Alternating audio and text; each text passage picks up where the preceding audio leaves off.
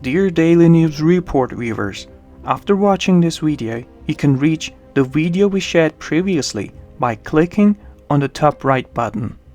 The main topic of the previous video was about sudden economic collapse in United States. We recommend watching, subscribing, and sharing. Thanks in advance. Low-income employees often suffer. An anonymous point of view is that in this cycle, the workers with the lowest salaries will be hit less often than their work, compared to the rest of the labor market. As you can see from video, the bottom 50% of employees by net value had the biggest drop in real net value. In fact, they did not return to their pre-recession peaks until 2019. This is despite our longest expansion in history. With the lowest unemployment rate for decades, this only managed to make small gains for the working class. Therefore, many argued that the Fed should not increase in the late 2010s. Although the stock market is high, the unemployment is low. If there is no inflation, it makes sense to allow the labor market to remain full and provide substantial wage increases. In short periods at the end of the enlargements, the working class does its best. The median workers then make huge gains, so extending this period in a few quarters is of great importance.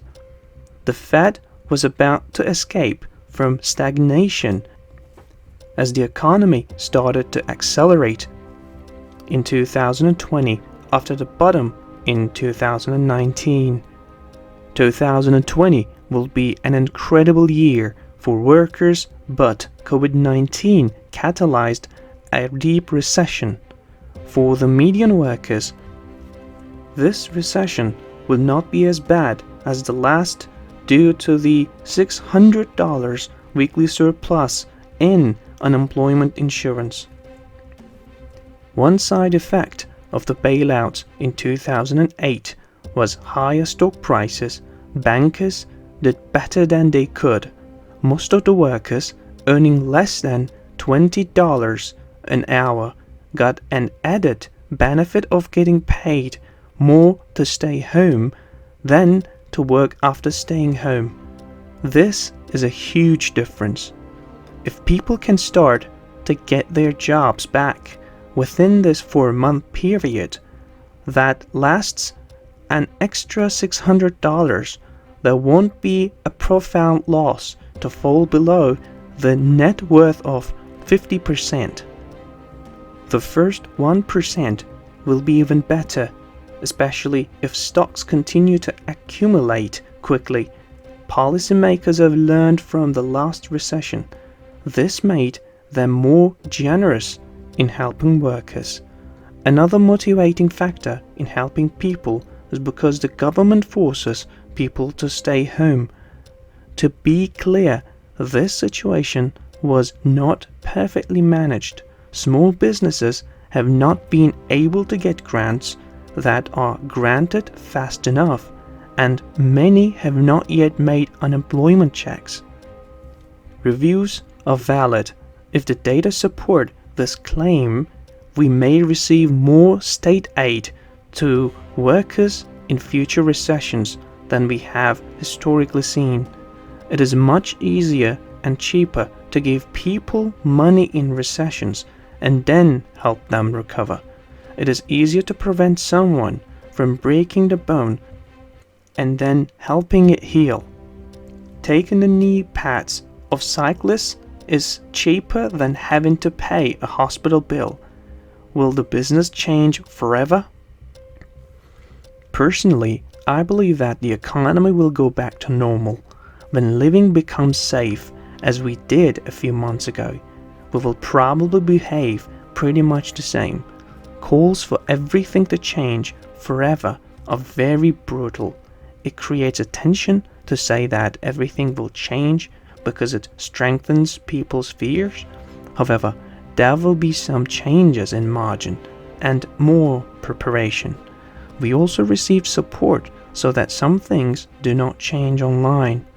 Further preparation will be made by government officials if another pandemic occurs. As usual, the government will more than make up for its previous failures to enable us to better prepare for a future event. There is extreme political support for the implementation of better systems. This is similar to a few years after the 2008 financial crisis, where additional arrangements have been made to prevent another banking crisis. After all, some rules went too far. Human nature has already made it less likely to see another housing bubble because people are not making some mistakes right away. This is different because although a housing bubble will not occur immediately after the last recession, another pandemic may occur soon. These are unpredictable.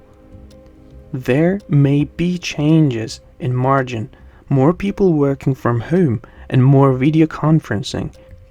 There was already a trend towards more video conferencing because it was much cheaper. This virus caused companies to rapidly develop their products to process all users. Security has also been improved. The chart shows the percentage of employees who will return to work when offices are reopened. As you can see, 34% of employees will be allowed to voluntarily return to the office or continue working from home. For people who love working from home, they may be allowed to stay more at home in the future. Some parents had a hard time working with their children at home. It will be much easier to do this when the children go back to school. This brings me to the end. Most of the changes we have had are far from permanent. In particular, online education for children is not enough. He does not study at home. The absence of a teacher will not work at any point in near future.